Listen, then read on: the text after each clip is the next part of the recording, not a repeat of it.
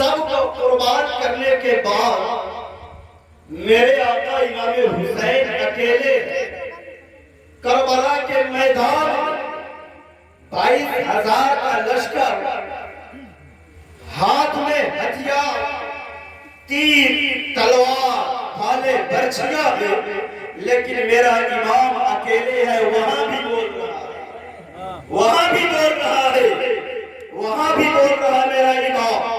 اور جب میرا امام بولنا شروع کیا ہے تو وہ 22,000 کا لشکر کانپنا شروع کر دیا ہے۔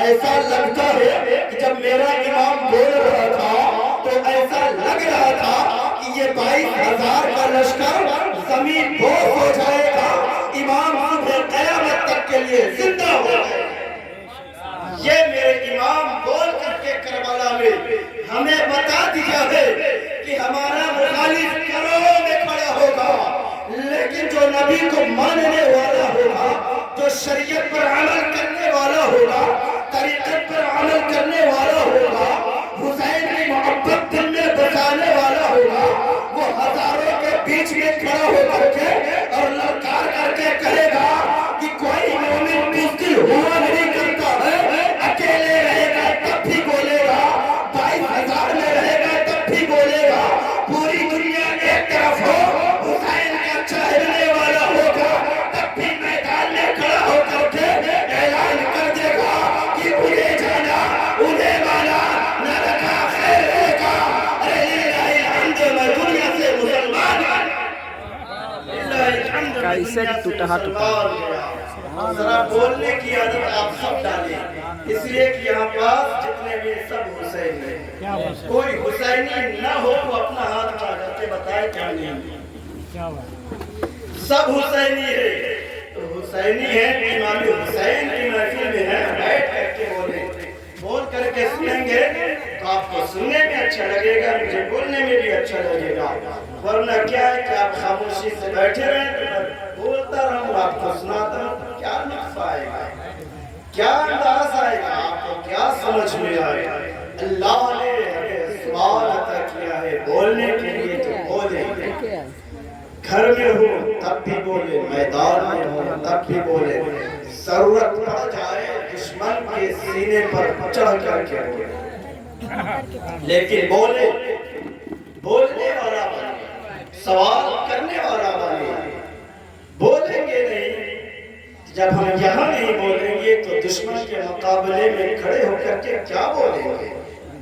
اسی لیے پہلے اپنوں میں بولیں، اس کے بعد دشمن کے سینے پر چڑھ کر کے بولے، جیسے کربلا میں امام نے سبق سکھا دیا کیا کہ 22,000 کا کاٹے مارتا ہوا لشکر کھڑا ہے سامنے، ہر ایک ہتھیار کے ساتھ، میرے امام کے پاس کیا ہے؟ کچھ بھی نہیں، اکیلے کھڑے سر چڑھ کر کے بولتے ہیں اے یزید یار، میں سب قربان کر دیا ہوں صرف اپنے نانا جان کی شریعت کے لیے، اور اس وقت تک بولتا رہوں گا جب تک میرے رگوں میں میرا خون دوڑتا رہے گا۔ تو ہم تو ابھی یہاں سلامتی سے بیٹھے ہیں، عزت کے ساتھ بیٹھے ہیں، تو بولے آئے میرے آقا امام حسین کی بارگاہ میں حاتم طائی کا پوتا آیا، جانتے ہیں نا حاتم طائی کو؟ بڑا موبائلوں میں اس کی کہانی سنی ہے، ٹی ویوں پر بڑا اس کا نام ہوا، لوگوں نے اچھے اچھے سنے سمجھے، ذرا اس کو بھی سنے۔ حاتم طائی کا پوتا میرے آقا امام حسین کی بارگاہ میں آیا، کہتا ہے اے حسین تمہیں معلوم ہے کہ میرے دادا کا محل کتنا بڑا ہے اور میرے دادا کتنے سخی ہیں، ذرا اپنے سینے پر ہاتھ رکھ کر کے یہ بتا دینا ہم بھی سخی ہیں یا نہیں۔ سخی کا مطلب پہلے سمجھ لیں، جو خدا کی راہ میں اپنے مال کو قربان کرتے ہیں وہی سخی ہے۔ اپنے لیے خرچ کیا تو کیا کیا، کما رہے تو اپنے ہی لیے، اپنی اولادوں کے لیے ہی کماتے لیکن وہ مال کو خدا کی راہ میں خرچ کریں تب جانے کہ تم سخی ہو. اور جو سخی ہیں تو اپنے دونوں ہاتھ اٹھا کر کے بتا دینا کہ ہم سخی ہیں.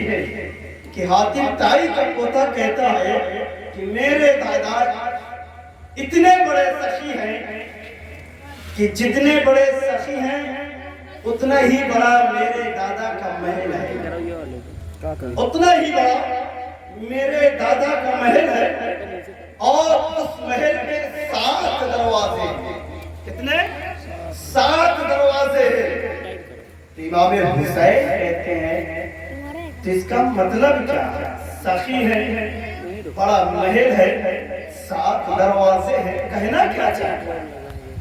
کہتا ہے حاتم طائی کا پوتا کہ اے حسین میں کہنا یہ چاہتا ہوں کہ میرے دادا کے دروازے پر کوئی سائل مانگنے والا بھکاری آ جائے تو پہلی چوکھٹ پر اس نے بھیک مانگا ہے تو میرے دادا اس کو پہلی چوکھٹ پر بھیک دے دیجیے.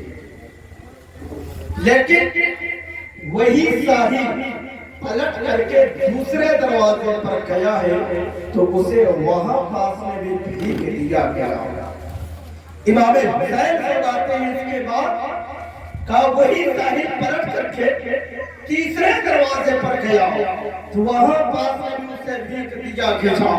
گنجکی کہتا ہے کہ تیسرے سے چوتھے 5 6 7 یعنی کہ ہر دروازے پر سائل گیا، ہر دروازے پر بھیک دیا گیا.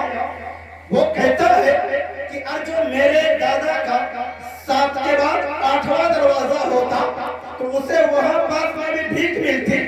8 کے بعد 9واں ہوتا تو 9 پر بھیک دیا جاتا. 9 کے بعد 10 ہوتا تو 10 پر بھی بھیک دیا جاتا. یعنی وہ کہتا ہے کہ میرے دادا اتنے بڑے سخی ہیں کہ جتنے دروازے ہو ہر دروازے پر ایک ہی سائل کو بار بار بھیک دیا جاتا ہے. کہ امام حسین فرماتے ہیں ارے نادان تو کتنا بڑا کہتا ہے کہ میرے دادا اتنے بڑے سخی ہیں. سننا چاہتا ہے تو سن میرے نانا کی بات سن. جب میرے نانا کہنے پر آتے ہیں، جب میرے نانا کسی کو نوازتے ہیں، جب وہ اپنی سخاوت کسی پر لٹاتے ہیں تو اس قدر لٹاتے ہیں، ایسے لٹاتے ہیں کہ ایک مانگنے والا سائل آیا ہے، ایک ہی چوکھٹ پر کھڑا ہے، ایک ہی چوکھٹ پر ہے. اس نے سوال کر لیا ہے میرے نانا تھا اس کو دینا شروع کر دیجئے ہیں. اس وقت تک دیتے ہیں جب تک کہ اس کی حاجت پوری نہیں ہو جاتی ہے. ایک بار دیا ہے اسی چوکھٹ پر، دوسری بار دیا ہے اسی چوکھٹ پر، تیسری بار دیا ہے اسی چوکھٹ پر. گرچہ میرے نانا اتنا دیتے ہیں، اتنا دیتے ہیں، اتنا دیتے ہیں. ایک دروازے کے بعد کسی دوسرے دروازے کی بھکاری کو ضرورت نہیں پڑتی ہے مانگنے کی. اور تو کہتا ہے کہ 7 کے بعد 8 کو تو دیا جاتا ہے. ارے میرے نانا سے بڑا کوئی سخی ہو تو لاؤ. ایک ہی دروازے پر اتنا دے دیجئے، اتنا دے دیجئے کہ تمہارا ضرورت نہیں پڑتی ہے. بریلی کا تاجدار قلم اٹھایا لکھ دیا ہے کون دیتا ہے دینے کو مجھے دینے والا ہے سچا.